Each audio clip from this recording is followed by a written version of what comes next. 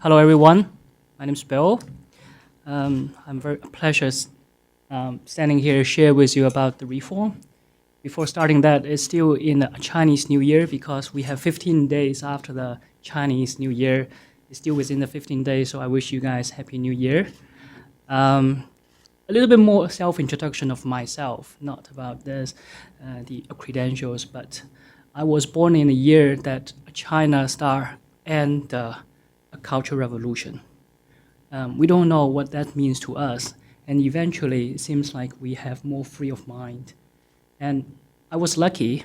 After that, in the early 1980s, when Jeff was in Shenzhen, our family also moved to Shenzhen, the very, very beginning, the first industrial park. We went there with all the things. Nothing is there. We don't know what happened, but we know that there may be something is changing. And then we realize we are free up the labor. Then we can move. And when I went to Shanghai in the 1990s, we go to college. We sit in a PwC area looking into a Pudong. It's still not that developed as you can see nowadays. We know that there are something is changing. We don't know exactly what they are. Then after 10 years, we realize they are free up the land. Nowadays, a lot of land you can buy from the public sector, building up the buildings and also the manufacturing plants. Nowadays, there is another reform, as Jeff mentioned. My feeling, my observation is that they are free up. We also know that there is something going to change. It's not exactly that concrete on all the specific things, but seems like they are free up another thing very important, is the capital, is the financial reform. So for the pilot free trade zone, for me, it's a spotlight, one of example. They are having this reform. They are trying to find a pilot area to testing on these reforms. The regulation nowadays has been already 100, more than 100. It has a lot of regulation, but if you're looking into each detail, it's still not that specific enough. I think it's how the way the policymaker doing this kind of changes, but I think this is going to also have a huge impact on the next 10 years. Every 10 years you look back is different, so I believe the next 10 years would also be different. So start from the pilot free trade zone. I would like to share with you what is this and what are the reform there, how this means potentially to foreign investors doing business in China. The pilot free trade zone is a very limited location. This picture shows 10% of Shanghai. And the pilot free trade zone is just the 4 points on this picture. It's not a very huge place. We have been talked to the local government in terms of why they set us so small places. One is that this is a bonded area, already had a lot of companies register, so they are not from the free land, they are not from the greenfield. Many companies there, many banking already there, so they start because of the financial reform. They can't start from nothing. So this is an area they can start. On the other side, this is also tells you this is an area very limited.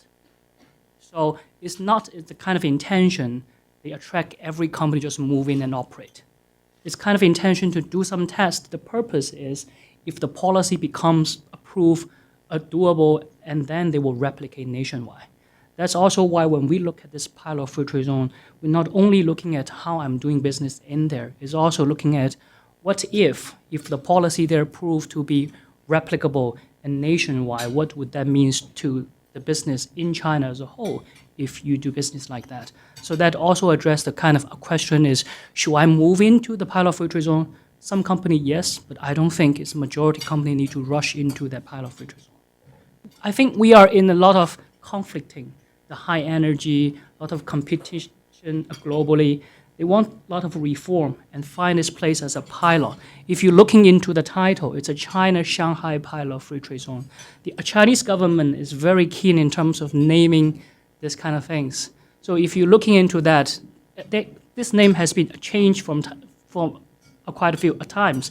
Eventually, it's come out to China, means that this is a national strategy. It's not like the kind of industry park in Shenzhen and other places. And there's a Shanghai means that there potentially could be other free trade zones out there. So the Shanghai pilot means that this is a things they're having something new to try. And so far, the current status is there has been many attention from the government, from the enterprises, and there also have many companies registered, more than 2,000 newly set up, and a small portion is foreign investment. Majority is domestic. For the foreigners, there are still relatively, they want be more specific rules coming out, be more clear, then they step in. But there are still, I think, more than 250 foreign investment enterprises. My talk to my friend in the pilot free trade zone is there has been 6 Australian company newly registered in there. The total registered capital that have been committed is $24 million US. It's not a small amount. And we have seen more and more companies is coming in and try to start a business. And majority of them is a trading services. It's not a kind of manufacturing place. You have buy a land, build a factory. That is not kind of intention. It's more about trading services, financial institutions. The banker are the first mover. You have seen a lot of major banks already there because the renminbi internalization, the financial reform require them support, and this also brings opportunities for those companies. We had a webcast, and majority of the people shows that their kind of interest is also on the financial reform, custom and trade. These are the area of the core content.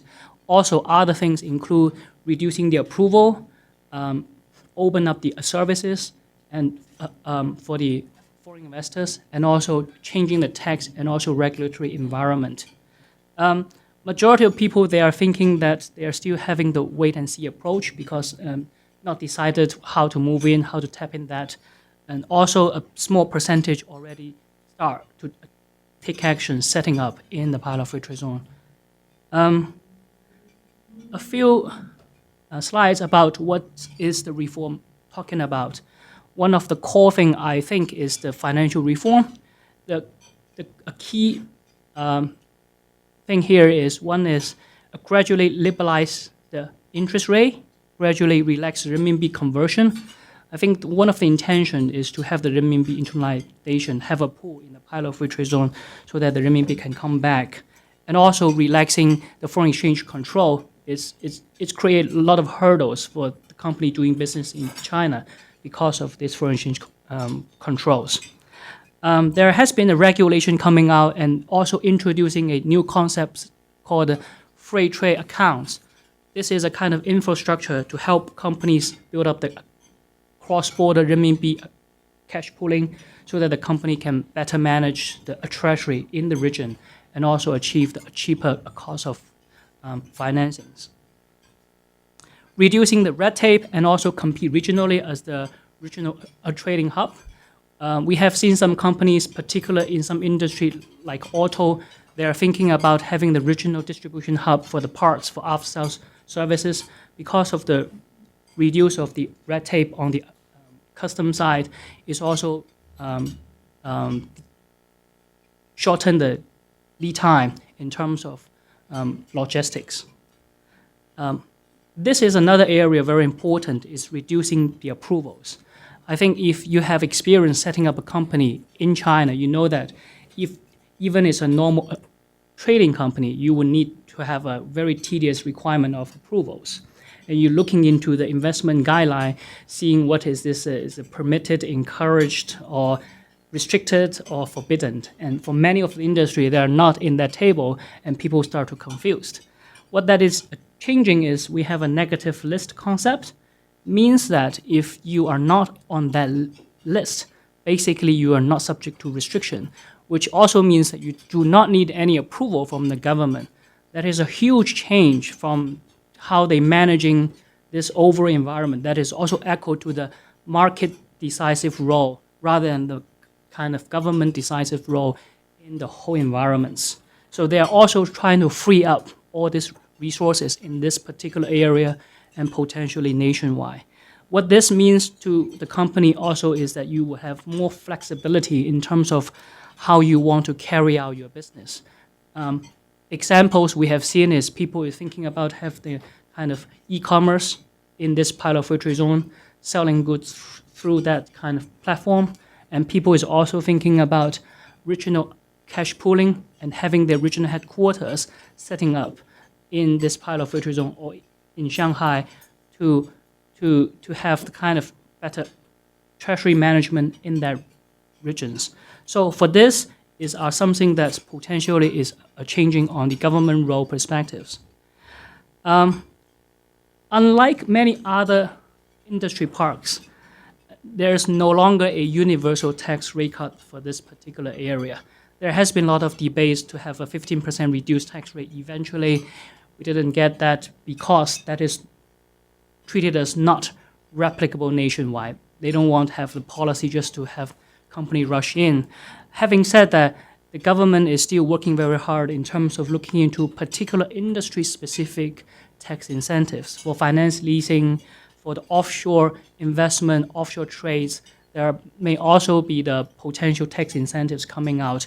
We are also part of it, helping them to looking into how is other country do this, how is Singapore doing this, why they can attract that, how Shanghai can also compete to a certain extent.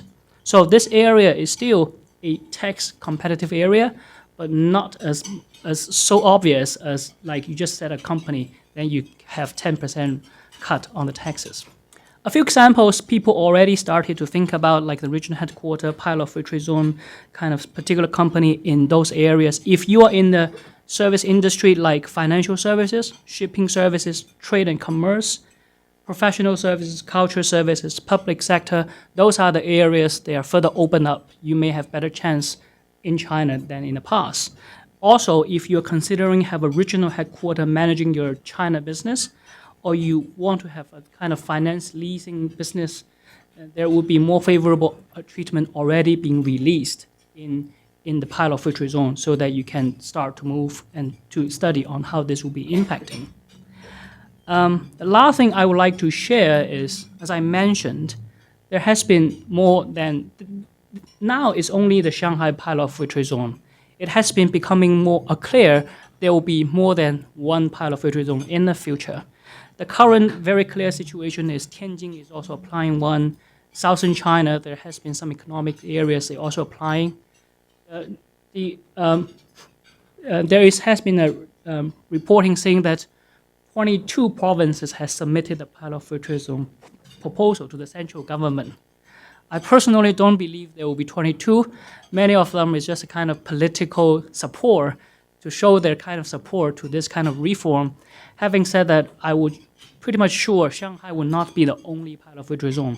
So when we look at this, we also suggest a client, they would not only looking into Shanghai, look at the whole picture. There will be other pilot filter zones in other areas like Tianjin, Southern China.